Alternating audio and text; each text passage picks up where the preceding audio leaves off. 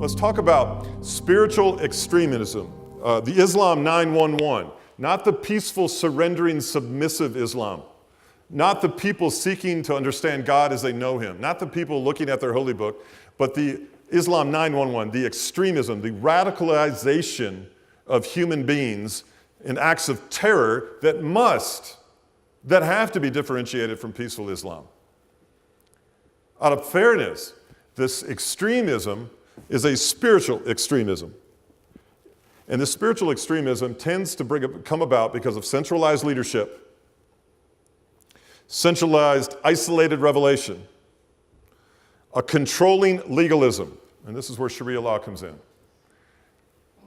Factions and schisms and cults thrive because of personal revelation and control, determining what people can read, what they can see, they can look at, they can't look at, how they can marry, everything comes under the control of a centralized figure or figures. And that harsh legalism creates a climate of domination and control. Now, you mix that with a younger generation who has no purpose, has no opportunity, and is looking for significance in life.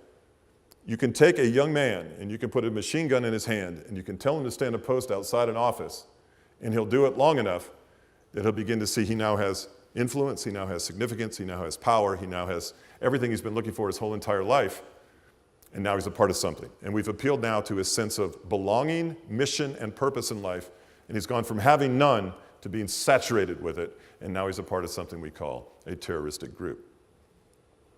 And when the terroristic group begins to infiltrate the institutions of the world, and they become popular in various governmental circles, media circles, within their own circles that they create, you've taken a younger generation and you've exploited them to your end. And terrorists are not being radicalized at an older age. Terrorists are being formed and molded and sculpted at an early age with the promise. And this is what happens when you have a works righteousness, the promise of eternal life, the promise of hero status, the promise of martyrdom, the promise of honoring your family. All these things unattainable to someone who has no promise in life. And it becomes a perfect storm to give a young person purpose and authority and create a gross imbalance. And then, the cherry on top, we're going to do it in the name of God, which can be a panacea for all kinds of behavior. It can be a cover-all rationalization for anything in the name of Allah, if it be His will. If we decide what God's will is after an event happens, the will of God no longer is a boundary before something happens. It's no longer a consideration. Therefore, we absolve ourselves of responsibility when we decapitate someone, because if the head came off, it was the will of Allah. You have the perfect making in the name of God to do all the very things that you would never think would be done in the name of any God. And it appeals to our nature. We want something to worship. We want to feel right with God. We want purpose and mission. And a terrorist group can actually provide that in ways that others are not.